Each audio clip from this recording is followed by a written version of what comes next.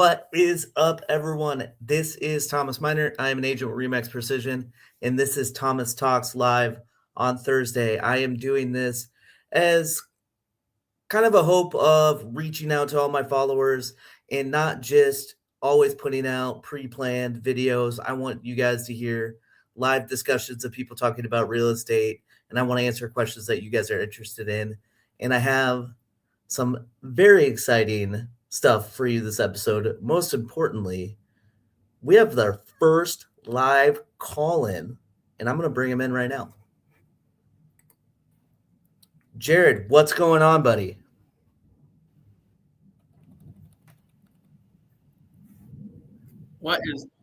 Dude, how we doing?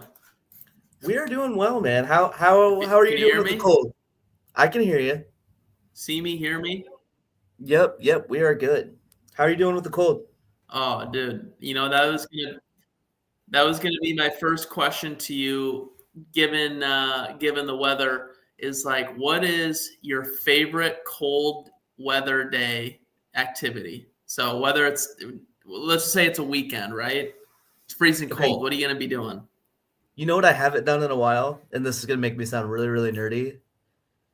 I have not watched all of the Lord of the Rings extended cuts in a long time.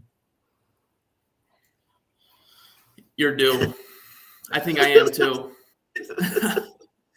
You just need to have like a spare 16 hours. Yeah. And then you're good to go. I mean, at least, and if you really want to dive deep, I may or may not have downloaded the audiobooks into a Google Drive. Sorry, Zuck. I probably shouldn't be sharing that with the world, but if you want them, it's a fantastic, very, very, very, very long audiobook with all three of the books. All right, so for people that don't know you, you want to go ahead and introduce yourself? Yeah, I'm Jared. I'm a mortgage lender. Worked with Thomas here. We have our office, Key Mortgage Group in Urbandale. And have been in the mortgage world now for coming up on 6 years. I feel old, but I'm excited to be the first official guest call-in of the year. Of the year, yeah. We've been doing the show for 6 weeks now, I think, on and off. And every single time I put that link in the comments in case people want to call in, and you're the first call-in. You're the first person that's been brave enough. I'm always up for a little danger, we'll call it. Hopefully we're not going to get you in too much danger. I'm going to pull up. Normally I bring one or two topics that I want to talk about because I find them interesting. And then we just open it up to questions that I've gotten throughout the day. So we'll start with the topic that I brought. Yeah. I don't know if you've seen this, but ION, Improving Our Neighborhoods, which is a program that's in Des Moines, they are for people that own a home in Des Moines and are below 80% of the area median income. They are running a program to help those homeowners do exterior projects to repair their house. So roofing, siding, windows, doors, and other exterior safety improvements and stuff like that. And I have had a homeowner reach out to them before. If you can get the right person out there, they will even do foundation repairs because that can be considered exterior as well. So wow. So I will make a point to this. So I've seen, because there's been programs over the years that we've seen. I have not seen this one specifically, but this is good. And I wanted to provide some insight. So 80% of the area median income, according to Fannie Mae and like Polk County, let's just say, is like right around like 90 grand. So I don't know what this program, if it's qualifying or household income, but if you make less than 90 grand, it's worth looking up into. Which chances are, I mean, if you're a single homeowner, the chances 100%. Are you're under that. Yeah. So, and if you have a question on whether you would qualify, if you bought your house with 3% down, it's very likely that you probably qualify for this, because most 3% homebuyer programs are the less than 80% AMI. Not all the time, but most of the time. So kind of on that point, something I was going to bring up because when I start thinking about exterior projects, I think of two different loan project programs. I think of FHA and I think of VA, and why staying up to date on your exterior would be important for both of those programs. Did you want to talk about that? Yeah. So, I mean, with those government-based programs, so let's just say like, and I actually just had this example. So let's just say you have an FHA loan and you bought your house FHA, but over the last 5 years, 4 years, 3 years, whatever, there was some, some siding or windows that got cracked, and you just aren't in a place to do it. Well, if you want to refinance your loan and you want to stay in that FHA, VA, USDA loan, you're gonna have to do a new appraisal. And if it's flagged on that appraisal that, hey, this is a health and safety issue, that your, siding is completely damaged, this is an opportunity to have that fixed, especially even for the 3,500. If you gave me 3,500 to do external repairs on my house right now, I would be like all in. Yeah, yeah. Even if it's just, I mean, it's free money, right? I mean, even if it's just the smallest of projects, their Yeah. applications are open January through February.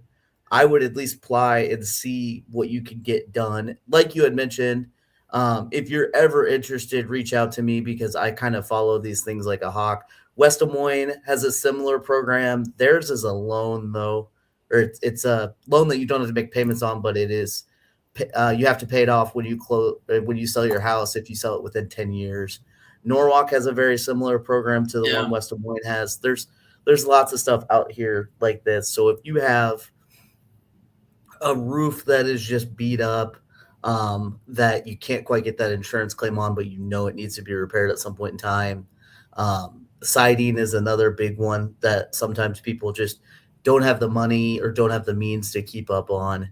And then, like I pointed out, foundation is a big one as well. So, yeah. And like, so I just double checked what Polk County is. It looks like it may have already increased for the year. $90,640 is the area median income for Polk County. So you'd have to be under 80% of that. So no. That is the 80%. That is the 80%. Okay. Yeah, sorry. The 100% is 113,300, Okay, according well, to Fannie Mae. So, and I would imagine that's what they're likely going to go off of. cool. Good to know. All right, so let's get into some follower questions. I'll kind of give my thoughts first, and then you can ask me any follow-up questions, or you can just throw in your 2 cents if you want. How does your advice change for someone looking to buy their first home compared to upgrading to the second or third, or buying a second property entirely?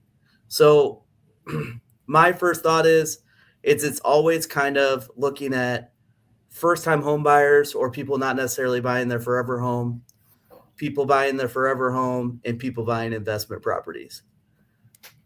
First-time home, people buying not necessarily their forever home, I'm kind of looking to hit what I call like the 85% rule. I'm basically making a list with the couple or the single buyer, and we're clearly stating out their needs, we're clearly stating out their wants, and I'm explaining the difference between those two things with them. The needs are like, hey, Thomas, I just can't see myself buying a house that doesn't have this. The wants are just the things that would be nice. And I'm trying to get all the needs and 85% of the wants as long as it fits within budget when I'm buying that forever home or the not forever home with someone. Forever home is a totally different thing. It is typically those buyers are a lot more patient because they know this is going to be the home that they are either going to die in, or this will be the home that they own before they go to a retirement home, and they're just going to live out their whole life in that. In that case, one, I want to make sure financially they're in a position to invest in that type of home, because this is going to be a home that we can't really spare any expenses on. It needs to fit pretty much everything. And then investing is a totally different thing. We could get into the analytics side of it. We can find neighborhoods that have really good returns on rents and stuff like that if they're looking to buy and hold, or we can just, if they're looking to flip it, we could just find homes that I think are in good neighborhoods that have strong demand, and we just simply do the math as far as this is what it's listed at, this is what I think we can get it at, this is how much we think it's going to cost to repair it, this is how much we could think we could sell it at. How much are you looking to make when you flip it? It's just kind of as simple as that. Anything you would want to toss in there? I mean, my approach to this question typically just is from a lending side. I think from the real estate side, you've just absolutely pegged it with the wants and the needs, because I think you can agree it's no small ask to move. Moving sucks. Like, that's my stance on moving. Moving is awful. But that being said, owning a home is awesome. So it's that the balance of when you're moving up to a bigger and probably better house, like that is fantastic. So if you want me to touch on the loan side, what I think about, then I can touch on that. But I think you nailed it from the real estate side. Yeah, talk about it on the loan side of things. Do you, when someone's applying for a loan, do you look at it any differently if it's a first time home buyer versus someone that is looking to upgrade it to what could potentially be their forever home? Yeah. So typically with someone that's upgrading to a new home, if you own a home, you're wanting to buy a new one, typically the first question that gets asked is, do I have to sell my home first in order to get a new house? That's like always the first question. So we, from the loan side, have to evaluate, can we buy a new house while you're still living in your current house and then move in after? Sometimes it's yes, sometimes it's no. And really the two main factors is, can we afford two payments at once? And do we have enough assets, money for down payment on a new house? So therefore, we have a qualifiable loan. You guys have any cool tools to help people bridge that transition? We do. So we have bridge loan opportunities, and essentially a bridge loan is you borrow against the equity of your current home for the down payment on the new one. Like one example would be, we have a tool or a program, we'll call it that, where you're able to actually get a letter in writing from this program that says, we will buy your house at this. It's a purchase agreement. And it removes the contingency for buying, but you do have to pay a fee to use this program. Or another one is, if it's actually for sale, they'll give you the difference in the money up front, so you can use it for the down payment, plus exclude it from our side. So you remove the contingency. It does come at a cost. And there's other things that we can do, but that's probably the coolest program that I can think of off the top of my head. Is there any sort of relief? Hypothetically, I mean, the biggest thing people are probably worried about is having the two payments. Is there any sort of relief for that? So if it was a traditional bridge loan, typically they will pay off the first mortgage and it's interest only. This specific program, it's you maintain your first mortgage payment, but you don't pay on the second loan for that bridge, which is why it's so attractive, is so you're not making two payments. And with that program, they want to get your house sold within 120 days. So they're not actually buying it from you. They are really encouraging you, like, okay, let's get this thing sold. Do you think that type of thing is more tempting in a seller's market versus a buyer's market? It can be. It can be. You just really will have to just be able to stomach the fee to do that. And the reason why I say that is because, again, when you are utilizing these tools, it's typically not cheap to do. But if you have, $150,000 of equity, is it worth spending the extra $9,000 to just be able to get into your new house now while you're waiting for your home to sell? That might be worth it for somebody. Yeah. I think it's really, really tempting when you're in a low inventory market, because once you find that property that you want to move into, and you can remove that subject to sale contingency and get it locked up and guarantee that you're going to get it. Yep. It's really, really tempting. Whereas now some of the people that have reached out to me lately that have been doing this have been in markets or neighborhoods where I'm just worried about how quickly we can sell their house. Yeah. So I've been encouraging them to get their house listed. And what you could do is have the offer that's coming in on there, you can add a home of choice contingency, which basically gives you like 14 to 21 days to shop for the next place. Let And me ask you a question, because I think this is, from the buying side, right? That's where I'm going to be. The conversation starts with typically it starts with me. For you on the selling of the first home, how do you approach that with a seller where it's like, it might be in a market where it might sit longer? Like, how do you have that conversation with that seller up front? normally it's all about just like, because whenever I come to that first listing appointment, I'm bringing comps and I'm just bringing neighborhood statistics, and it's just showing them the numbers and telling them what they like, asking them what they see. Mhm. When I find, and a lot of those sellers I've been working with lately is like, there's been really, really good comps. There's been 3 or 4 homes that are like, this is the same house. It's 2 blocks away from you. They listed it a month ago. This home was at X price and it sat on market for 92 days, which a few years before I started wasn't that crazy. But since we went through 21, 22, everyone is used to like, I list a house and it sells in a weekend and it's Right. awesome. Like, but now it's in some situations, it's kind of flipped a little bit, and houses are going back to more of that 30 days, 60 days, 90 days on Yep. market, and it's just showing them like, we can find the price where we can sell it in a weekend if you want, but if we want to sell it at what the comps are telling us, it's showing us that this home could take 30 to 60 days to sell.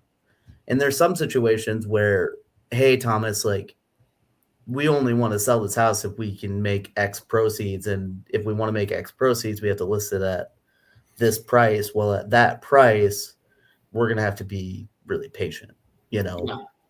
and it's I just, think that's a great way to put that, like in how you lay that out for people. It just makes sense. yeah. Yeah. And it's not me trying to be rude, like, and tell them that their house sucks. Like, every house is so unique.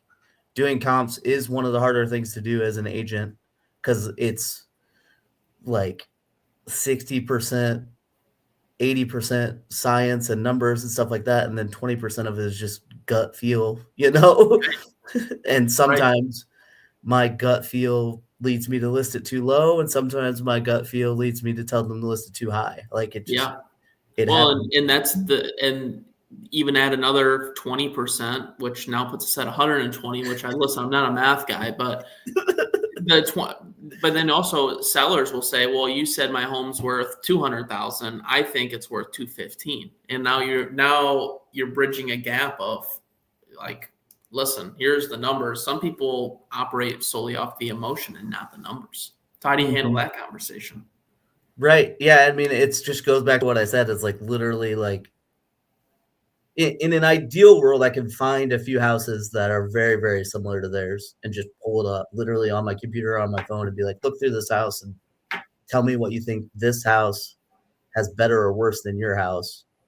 It's like, okay, this one I thing is like better, but these 2 things are worse. Well, okay, this house sold at 205. that. Yep. So what do you think, like, that's telling us? Like, so, and it's other, the other thing we're running into too, and it's really, really unfortunate because of where we live, it is just the seasonality of stuff. Like, Yeah. the truth of the matter is, as dumb as it sounds, the truth of the matter is when it's this cold out or the weather is this bad, unless you have the most serious buyer in the world, which I actually am going out and showing houses on Saturday.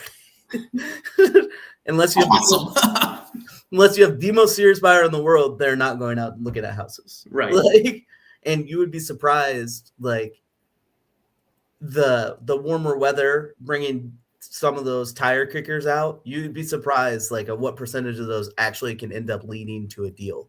Yeah. Like, oh, shut up, Sammy. Just in, just in the last year, our team has had 3 or 4 houses sell from open houses. And it's just Wow. like, those are typically tire kickers. Like, they're not very serious buyers, Right. but they came in, liked the place, got approved, and wrote an offer. Well, Like, and that's the thing. Open houses, 99.99% of people that go to open houses aren't looking to buy that house, right? Because they're doing private showings. Mm-hmm. Yeah. So that's incredible. Yeah.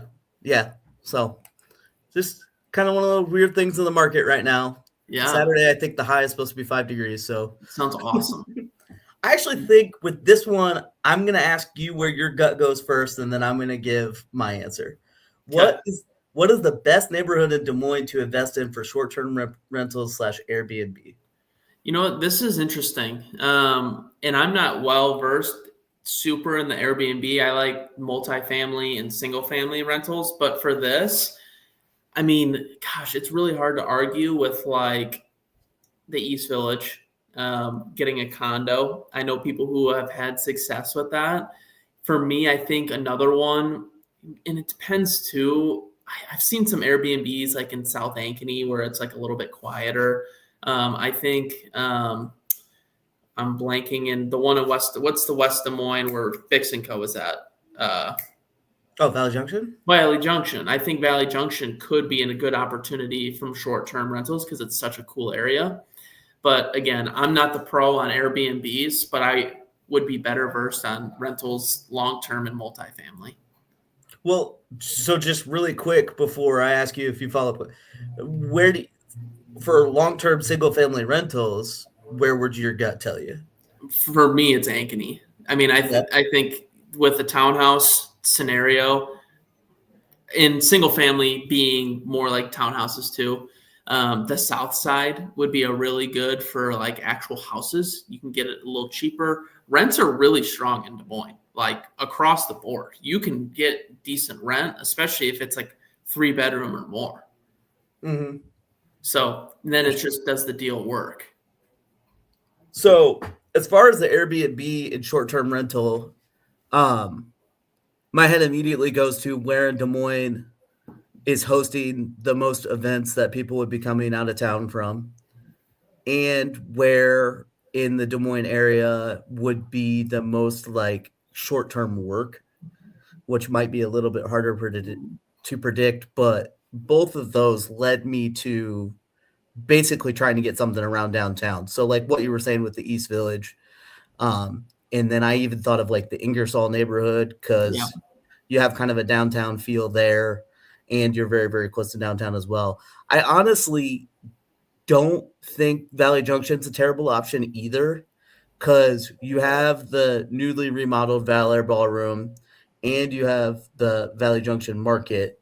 So who knows if someone was coming from out of the area to go to a show there, and they want to be close to the market, it might not be a bad demand. And honestly, you're not that far away from downtown either. Yeah. Because like I live in Valley Junction, I can get on Grand and I can get downtown in 8 minutes. Right. Exactly. So as long as they're coming from out of town and they're bringing a car, it's not a terrible option either. What about Beaverdale? I think because like I I think thought of about like that. Drake relays and things like Yep. that. Like Yep. again, it's more affordable to get in. Oh shoot. Damn, dude, you had this and didn't show me. So I just was curious and I popped on Airbnb and took a screenshot really quick of just the inventory that's available for Airbnb right now. And you can kind of see where it's all centered around. I mean, it's all downtown. This little left section of it is Ingersoll neighborhood. And then, like you said, Drake is right there. Looks like Beaverdale has one Airbnb listing and Valley Junction has one. This is up here. That's almost getting into Ankeny. That's like that weird Des Moines, Ankeny in between area. I didn't specifically go look at Ankeny, but I'm kind of curious. During football season, it would be popular because Yeah, Iowa State. Ames is actually a really good Airbnb market. Just I know a few people that do Airbnb there, but it's seasonal because of the football. I guess basketball now too, but you that know, was another. it's not always been like that. That was another one I thought about too, because I thought about the fairgrounds, but it's so seasonal. Yeah, And I wonder, I think a lot of the people that come into town for the fair that are coming from out of town, I honestly wouldn't be surprised if a lot of them use the RV park and do all that type of thing. Well, and Um, and there's so many shuttles that run from downtown to the fairgrounds that downtown still makes sense. mhm. Yeah, but I mean, I would if I was just getting started, I would kind of sort of do exactly what you were talking about. I'd try to find one of those condos downtown Yeah. because there's going to be a certain amount of security to it because that condo probably has some sort of code to get in. Yep. So you don't have to worry about it just being a single family type thing where someone figures out that it's vacant and does something to it. So there's a little bit of security in that. And a lot of those condos, if they're managed correctly, the exteriors and everything are really, really good shape. So you don't have to worry about that. And it's just such a manageable space that Oh, it wouldn't cost that much to furnish it. And it wouldn't cost that much to make it look nice or make it look unique. Because I know a lot of the people in Airbnb right now are just struggling with how to make their listing stand out and how to make it yeah. unique and everything like that. Well, and dude, like East Village, east side of downtown, there is so many cool things to do. Like truly, it is like one of the most unique places that it's just like a wide variety of things. Mm-hmm. Yeah, for sure. Let me. That was it. That was all I had planned. That's it for questions. I normally try to keep this around 20, 30 minutes. You have any other things that are on your mind with the market or Des Moines area? I think I made a video about this the other day. So many buyers, at least from a market standpoint, got left behind the last 3 years I due saw that to high video. interest rates, increasing home prices. Rents were still, relatively cheap. Well, that's shifted a lot. I'm hearing a lot of people that are like, "Oh, my rent's 2,000 and I want to buy a $250,000 house." It's like, listen, you should re-enter. Rates are coming down. Home prices are I'm gonna say stagnated, but just they're not climbing at the rate of accept. Maybe normalized. Maybe normalized is the word. People are if buyers are re-entering the market now, they're getting the most balanced market that we've had in 3 years. Yeah. And I'm going to ask you the question that you probably hate to hear the most. What's your gut feeling as far as where interest rates are trending and when we might see movement? Because it's going to kind of lead into my follow up point. Do you want the short answer or do you want the long answer? Short. I think May. May, we're going to see a little bit of movement. I would, More sizable movement. That's my yeah, opinion. yeah. I would encourage people to start looking and think about getting under contract before that stuff comes out. Agreed. Because whenever there is a shift, whether it's bad or good, you kind of sort of want to be the first reactor. And I feel like if interest rates move enough, we're going to get into a situation where sellers aren't going to be as willing to negotiate. And you want to be the one that got under contract, got a good deal. And then before you close, hopefully interest rates shift and you can get the good interest rate, but the good deal at the same time.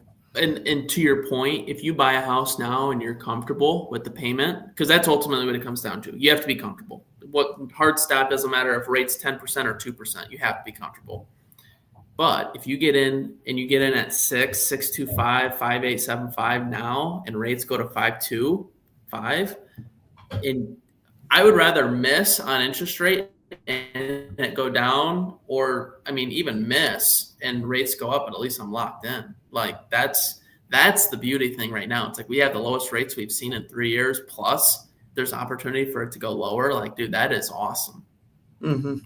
Yeah, I think it's a really interesting time to start looking. And I think in the next few weeks, we're going to see even more inventory come on the market. So it could really be fun. Jared, I appreciate you calling in, man. And I appreciate you being one of my go-tos. So anyone that was Anytime, brother. watching, thank you guys for watching. And as always, thank you for commenting on the post that I put up in the morning. I appreciate that as well. All right, man. Thank you.